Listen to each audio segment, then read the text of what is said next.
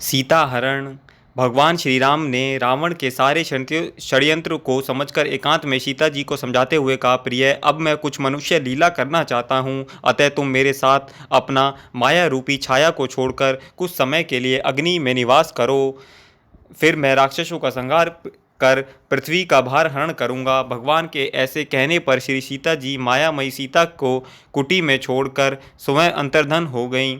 जब मारीच मायामय स्वर्गमर्ग बनकर आश्रम के आसपास विचरण कर रहा था, तब उसे देखकर माया रूपी सीता ने श्री राम से हंसते हुए कहा, हे नाथ, इस विचित्र स्वर्णमर्ग को देखिए। उसके शरीर पर कैसे अद्भुत बंधु हैं और यह कैसा निर्भयता से विचरण कर रहा है। मैं इसके अनुपम सौंदर्य से मोहित हो गई हूँ। आप इसे बांध कर ला दीजिए। यह सुनकर हरिण मेरा कीड़ा मर्ग बनेगा। यदि ऐसा संभव ना हो सके तो इसका वध करके इसकी सुंदर छाल ही ले आइए, हम लोग उस पर सुखपूर्वक विश्राम करेंगे। सीता जी के अनुरोध पर बहुत अच्छा कहकर श्री राम ने अपना धनुष बाण उठा लिया और जाते समय लक्ष्मण से कहा, लक्ष्मण, तुम प्राण प्रिय सीता की यत्नपूर्वक रक्षा करना। वन में बड़े ही मायावी और भयंकर राक्षस विचरण किया करते हैं, अतः तुम विशेष सावधान रहना। ऐसा कहकर श्री राम माया मृग के पीछे दौड़ पड़े। भगवान श्री राम बड़े ही भक्तवत्सल हैं, वह सब कुछ जानते थे, तथापि सीता जी को प्रसन्न करने के लिए वह मृग के पीछे गए।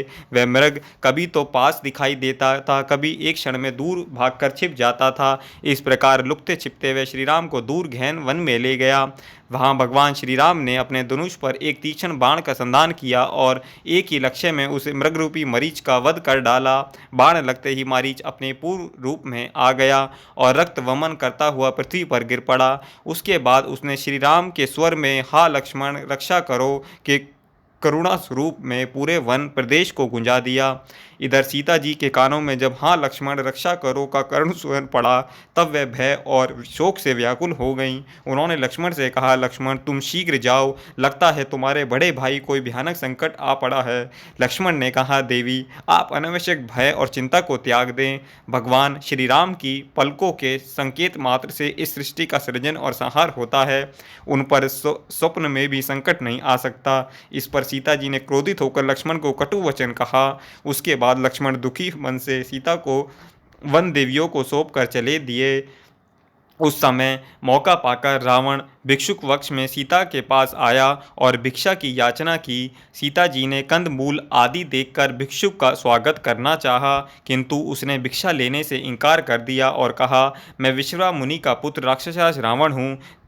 अब तुम मेरे साथ लंका चलकर ऐश्वर्य सुख का उपभोग करो। उस वनवासी राम में क्या रखा है। उसकी बातें सुनकर सीता जी ने कहा, दुष्ट, तू ठहर जा। अभी मेरे पति अपने भाई के साथ आते ही होंगे। सिंह की पत्नी को खरगोश ले जाए, यह संभव नहीं।